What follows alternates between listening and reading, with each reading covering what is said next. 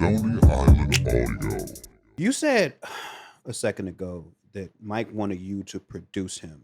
And that's really interesting to me because I think, like in my own journey, I had to learn the difference between what it was for somebody to give me a beat and Hmm. somebody to produce me. Yeah. I think it might be interesting for listeners too if they could start to understand what that difference is.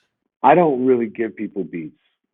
Like you'll notice there's not a lot of LP beats out there floating around. Right.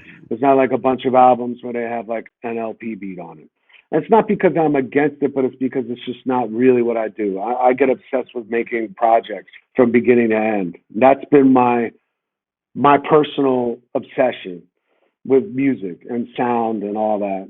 I think that when you do records like that and you approach records like that, you're really at the ground level of the conception of the record, not only just as the music, but also intellectually and also like in the spirit of it. There's conversation about what's being said. When you establish that as your mode of operation, I think that you start to drift towards producer category. Mm. And now I'm not saying that people who make beats are any less.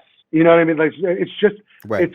and I make beats, but I'm just saying like creating a project and being there and working through it and understanding the person you're working with and trying to create this whole experience is a different task than than producing a beat for someone. Even if you do that for one jam, it's important, but it's a different thing. And I think that I think that's what he was saying. I think he wanted someone to be there with him, really, and invested in it, from the bottom up. And that's what we did. And that's I was there for every word and every moment. And we talked about it. There were things that changed because we talked about it. And I would never say like, oh, I'm a producer. The truth of the matter is that there's a whole career I could have if I consider myself a producer. If I was in that game, there are producers out there. That's their livelihood. That's their game. Like that's what they do. They go out and they work with other people constantly. And they move from studio to studio, and I think that's what they're good at, and that's their job.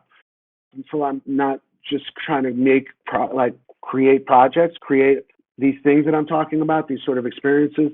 Then I probably won't ever be in that category of what you would consider a producer. But I produce the shit out of the records that I work on.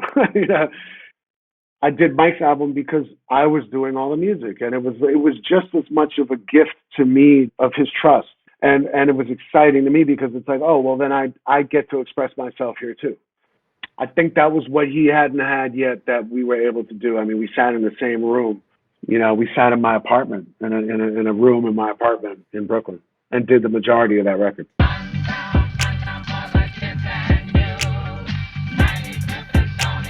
Stony Island Audio.